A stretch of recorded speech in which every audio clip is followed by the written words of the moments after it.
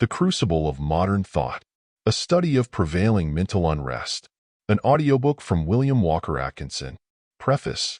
My desire has been to place in the hands of the everyday busy man and woman a book from the pages of which they may gain a general knowledge of the causes of the modern mental unrest, an idea of what is going into this great melting pot of thought, what is happening there, and what is likely to be poured forth from it.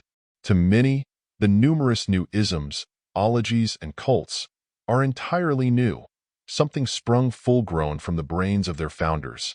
The absence of an elementary acquaintance with the history of philosophy on the part of the average man and woman has given to many new prophets and founders of cults an unmerited and unwarranted importance and authority. I trust that this book will enable some of those who have been perplexed and worried over these new isms and teachings to learn the true sources of those startling conglomerations of metaphysics, philosophy, and theology, and thus once more to regain their mental bearings. It is also my hope that some who have a tendency toward philosophical study may be inspired by this book to go to the proper sources of such knowledge, to the masters of this branch of thought, instead of sitting at the feet of the, too often, freakish, irresponsible, and bizarre founders and teachers of the pseudo-schools and cults, who have been revamping the old teachings, dressing them in fantastic garb and offering them, usually at a high rate of compensation, to those who have felt the hunger for wisdom and the thirst for information, but who lacked the knowledge of the places where these things could be had at first hand, pure and free from the adulterations of these self-constituted middlemen in the great market of philosophy. Chapter 1. The 20th Century Melting Pot. Everyone who is kept in touch with the current of the modern trend of thought must be aware of the operation of the mighty processes of tearing down, building up, rearrangement, and reconstruction now underway in the realm of thought, in every region of that realm, in fact. It may be well said that modern thought is in the melting pot, and that even the most careful observers are in ignorance of what will finally come from that pot. Advanced thinkers along all lines of human knowledge have tossed their conceptions into the great crucible of 20th century thought, there to mingle with the conceptions of others and to be fused into some wonderful new combination, the exact nature of which is beyond the knowing of even the most prescient thinker among us. Of course, each contributor, or class of contributors, to the mass of material which is placed into the great melting pot, feels assured that his or her particular material must necessarily be the predominant element in the new composition, that their particular theory will be in strong evidence in the new synthesis. But the thinker who stands aloof, who assumes the judicial frame of mind, who regards the process from the viewpoint affording the proper perspective, does not feel at all sure of the final outcome. He sees the general trend of the thought currents, but he also recognizes the operation of reaction following action, of the play of the opposite poles of thought, and he reserves his final judgment of the outcome and waits and waits. The answer lies in the future. The present is merely the scene of the struggle and bubble. The materials of the new composition are being tossed into the great pot, one by one, each day adding new materials which will operate in determining the nature of the composite substance which will be poured forth in the end, and which will then go through the slow process of cooling and crystallization.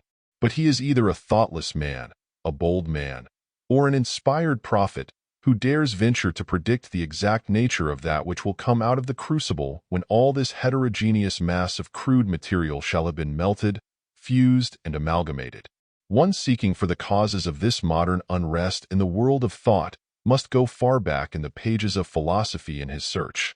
For much of the modern activity arises from causes latent in the thought of hundreds, yes, thousands, of years ago. There has been a constant evolution of thought, with its action and reaction, its manifestation of the opposing poles of activity, its tides and currents, its slipping back and its recovery of lost ground. In this evolution there has been noticed the constant swing of the pendulum of thought from one extreme to another, and then back again. The curious manifestation of fashion in thought which causes a favorite set of ideas to flourish for a while, and then to sink into obscurity, there to remain for centuries, only to spring up again with renewed vigor after the passage of years. Strange as it may appear to many, nearly all of the great modern philosophical truths have been known in the past and have gone through this period of measurement and hiding, only to now emerge on the scene of modern thought in full vigor, claiming their rightful place in the evolution of thought. It must be admitted, however, that the modern scientific spirit, that spirit which seeks truth for truth's sake, which follows reason wherever it may lead, irrespective of the personal beliefs, theories, and opinions of the investigators, seems to be unique and peculiar to this age. Never before in the history of human thought has there been manifested such an honest desire for the real truth as at present. We see thinkers and investigators sorrowfully, but willingly, discarding many of their old and hallowed ideas and beliefs, because investigation has shown the unreasonableness of such beliefs. The spirit of the materialists, who, in their search for evidence that matter was the final and ultimate reality, found instead that matter, in the old sense, melted into mystery and became non-existent, and who then gladly accepted the new knowledge, is but one evidence of the modern scientific spirit which is animating the world's best thinkers. The courage and honesty of many of the thinkers along theological lines, who find it necessary to throw overboard their old dogmas as the price of the discovery of higher conceptions of truth, is akin to the instance just cited, and requires even greater courage and honesty of purpose. While this unrest in the world of thought seems to be scattered over a large and varied field, yet if we will but closely examine into the underlying causes, we will see that all these varied manifestations and phases of the unrest really arise from the changing foundations of popular philosophy. And indeed, the basic thought upon which philosophy rests is involved in the shifting and readjustment. That basic thought is that which men call the idea of fundamental principles, and which underlies all philosophic thought, as the foundation stones underlie every edifice. A shifting of that foundation brings down the house, or at least disturbs its equilibrium, cracks its walls, and necessitates radical and important repairs. And this is what has happened in the world of thought today. The ideas regarding fundamental principles are changing, and the structure of thought erected thereupon is endangered. Its walls are cracking, its beams slipping, its floors sagging, its roof is awry. Just how great the damage, just the extent of the repairs needed, these can be determined only by time, for the shifting and slipping of the foundation is still underway. Some think it will be necessary to tear down the walls and erect an entirely new edifice upon the readjusted foundation. Who knows? This claim that the conception of the fundamental principles is being disturbed, and is thus causing the trouble in the edifice of modern thought, may seem strange to those who have thought that the discoveries in physical science and the unrest in sociological thought were the disturbing elements. But the careful thinker will see that the real disturbance lies far deeper than these. For these conceptions depend materially, at least in their application and working out, upon the world's conception of the fundamental principles supporting the phenomenal universe. All edifices of thought must be built upon some foundation, and the only true foundation for thought is the conception of the fundamental principles, upon which depend the particular conception of philosophy, nature, and life built thereupon. At the last, all physical conceptions must rest upon the basis of some metaphysical conception. This may not be apparent at first thought, but a retracing of the steps of reasoning will show that the statement is correct. The parable of the house that is built upon shifting sand, and that built upon the solid rock, is in accordance with the facts of thought and philosophy. It sometimes happens, however, that what has been thought to be a foundation of solid rock is finally discovered to be but soft, crumbling sandstone, which is rapidly disintegrating into shifting sand. And this is what appears to be the trouble today. The foundation is apparently crumbling, or at least settling in a new adjustment of itself. And the settling or crumbling process is disturbing thought and life in all of its many phases. Let us now examine the case of this shifting or crumbling foundation. Let us see, if possible, the nature and extent of the damage. In order to proceed intelligently, we must, for the time being, discard our prejudices and maintain the open mind. Let us examine what men are saying and thinking about the matter, and then proceed to make up our minds regarding the true state of affairs. This is the purpose of this book, and this only. I shall not try to convert anyone to my own particular views on the subject. In fact, I shall endeavor to keep my own views in the background. Instead of appearing as the counsel for the prosecution or the defense, I shall try to occupy the seat of the judge. Instead of making the argument of counsel on either side, I shall try to follow the course of the judge in summing up and reviewing the evidence and submitting the same to the jury of the readers of this book. This is the only fair way, and I trust that you, the jury, will give me the credit for fairness and just intentions as we proceed. The idea of fundamental principles depends upon the conception of an underlying something, in which philosophy holds that everything that is must live and move and have its being. The human mind has ever tended toward the conception of a something underlying all individual manifestations of being, the ocean of being, in which all particular beings are but as drops or particles. This universal principle of being has been variously conceived of as being by nature anything or everything from pure spirit to pure matter. Theologians have conceived of it as a mysterious something called spirit, connected in some way with deity. Philosophers have endeavored to attribute to it various and different natures. Modern science has considered it either as the principle of matter, on the one hand, or as that infinite and eternal energy from which all things proceed, as Spencer put it, on the other hand. Ancient Oriental metaphysicians, as well as modern idealism, have considered it as pure mind. Ancient pantheism and modern transcendentalism have regarded being as identical with deity. Between these various conceptions, the metaphysical and philosophical conflict has raged. While at first it may seem that the conflict is one which concerns only theologians, philosophers, and metaphysicians, a closer examination will reveal the fact that its influence and scope extends much farther, inasmuch as our conceptions of life, action, duty, morals, and general conduct must, and do, depend materially upon the conception of being held by the popular mind. The individual may be uncertain or indifferent, but, nevertheless, he is affected and, to a certain extent, bound by the ideas arising from such popular conception. The affairs of men's lives depend upon certain standards, and these standards depend upon the popular conception regarding the source of standards, and the belief in and acceptance of the authority of the standard makers. These standards may be said to have the effect of laws, and the efficacy of all laws must rest upon the acceptance by the people of the authority, reality, and power of the lawmaker to enforce.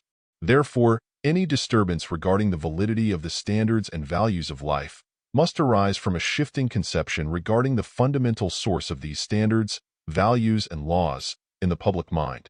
And this is what we mean when we say that the foundation of the structure of thought and action gives signs of a shifting, settling, or sinking. This foundation is, of course, in the public mind, and we must look to the public mind for the evidences of the changes that are going on. Remember, first and last, that I am not attempting to pass upon the truth or untruth of any particular conceptions of the fundamental truths. Neither am I undertaking to theorize or speculate upon the real nature of truth. We are merely conducting an investigation into the state of the public mind on the subject, merely feeling the pulse of modern thought. Upon the fundamental conceptions in the public mind depend the actions and life of the individuals composing that public. Not only is it true that a tree is known by its fruits, but it is also true that the fruits may be known by its tree. We may infer the popular standards by observing the actions of the populace. We may predicate the actions of the populace by knowing the public standards. And the standards must, in the end, depend upon the accepted idea or conception of the fundamental principles. Investigate the subject from any starting point, and we find ourselves approaching the center at last. In considering the conception of the fundamental principles and its effect on the creation of standards of living and action, we need go back no further than the Middle Ages. That particular period of the history of the race shows in itself a reactionary swing of the pendulum of thought. Independent thought had reached its lowest ebb. Here and there were to be found a thinker or two who dared use high reason, but the philosophies of the past were forgotten or unknown to the masses of people, and dogmatic theology had spread its wet blanket over the embers of independent thought so thoroughly as to almost smother out of existence even its feeble spark. There was no question regarding fundamental principles disturbing the public mind of the Middle Ages. Everything of the kind had been positively and thoroughly settled by the Church. The world had been created out of nothing in 6 days, some 5,000 years before that time. The animals had been made, one by one, species by species, and man was a special creation, coming after all the earth had been prepared for him. He had partaken of the forbidden fruit and had been driven from Eden, and the curse of original sin had been placed on the race. There were no disputed questions of geology, anthropology, or general science. The earth was flat, and the sun and stars moved around it. This relieved the minds of the people of all worrisome questions of astronomy.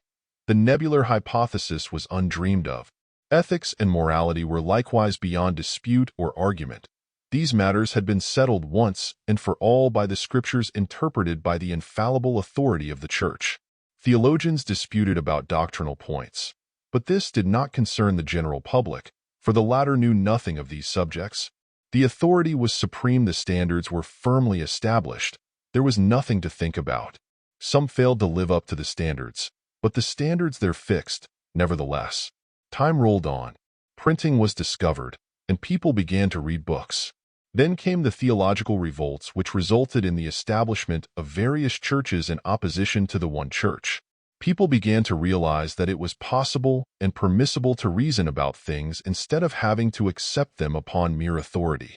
The Reformation, as it is called, was the entering wedge of independent thought. People actually dared to question the authority of the church, and wonder upon wonders, they were not struck dead on the spot. The chains were loosened, and the primal causes of the present unrest were set into motion. As time passed, the churches disputed one with another, and various sects and divisions arose, each of which based its schism upon some disputed conception of doctrine or practice. After a time, the members of the various sects began to hold individual opinions, although still adhering to general truths and creeds. Creeds became broader, and men claimed a greater and still greater right of individual interpretation and freer thought. Although the educated classes did the most of the thinking, still, as is always the case, their opinions gradually filtered through to the lower classes and changes became general. During the 18th century, there was a great activity in Europe along the lines of free thought. All sorts of heretical schools became popular, from atheism to modified deism. People also began to rebel against the constituted authorities. The doctrine of divine right began to be doubted. The French Revolution was an active factor in the shaking off of old ideals, political and theological, and although a reaction set in following the terrible excess of fanatics of the times, still the work had been done, and much of the leaven remained. The American Revolution, with its democratic teachings and the heterodox views of men like Jefferson and Paine, added to the work done by the earlier leaders of the French Revolution and the teachings of Voltaire and others of his school. During the 19th century, the advances of physical science made still further inroads into the orthodox teachings of the past. Reaching the halfway point of the century, men like Darwin, Huxley, Tyndall, and Herbert Spencer began to exert a remarkable influence upon the popular mind, and orthodoxy was put squarely on the defensive in a manner never before known. A condition which has continued even unto this day, the orthodox ranks having been steadily forced to retreat. Until now, many of the orthodox opinions are almost as heterodox as those of the skeptics of 50 or 100 years ago. Many of the orthodox pulpits today give utterance to views almost identical with those which shocked our great-grandfathers when uttered by Thomas Paine. The higher criticism of today goes further than the infidelism of 1850. The theory of evolution and the descent of man broke down many of the old barriers, and the works of Huxley and Spencer tore down still more. It became popular to be an evolutionist, and the adherents of the older teachings were regarded as behind the times. A strong tendency toward materialism set in, which many supposed was destined to sweep before it all the old line of defenses of orthodoxy. But, strange to say, toward the close of the century a reaction set in. Although people had been carried away with the newer teachings which had wiped away old lines of thought, the old religious instinct and the desire for spiritual things had not been destroyed, all the stronger for having been suppressed for a time. These factors in the human mind swung back the pendulum of thought away from materialism. Materialism, once so popular in scientific circles and in the universities, has now almost entirely disappeared, being superseded by a new conception of idealism. There is, of course, an old guard of materialism still left, but its popularity has departed for the time being. The pendulum, in its backward swing, did not carry popular thought back to the old orthodox standards. These had been discarded once and for all, it seemed. There was a need for a new set of conceptions, and the demand created the supply. And here we have the key to the present conditions of affairs. Filling the vacuum created by the evaporation of the older orthodox dogmas, we find the ideals of ancient Greek philosophy, mingling with the still older teachings of the Hindus, and through all is heard the note of mysticism which has ever pervaded human thought in every religion, every time, and every race. The discarded and long-reviled teachings of the Gnostics, that body of early Christian mystics, have arisen again and under new names have found popular favor in the minds of the public of the 20th century. The teachings of the old Hindu Vedantism, given a new impetus by Emerson and the Transcendentalists, find a prominent place in the advancing thought of today. Plato has sprung into renewed and startling popular favor, and many advanced modern thinkers find in his pages the truths for which they have sought in vain elsewhere. Harry Elitis finds corroboration in the teachings of modern science, and his views of the eternal change and the becoming of the universe are repeated in many modern teachings. Other bits of philosophy have been borrowed from Buddhism, and even from the Sufis, the mystic sect of Mohammedanism. Even the philosophy of Lao Tzu, the ancient Chinese philosopher who taught of the Tao, or Way, is accepted as correctly representing some stages of modern thought. The new bottles of the present are being filled with the old wine of the past. End of chapter.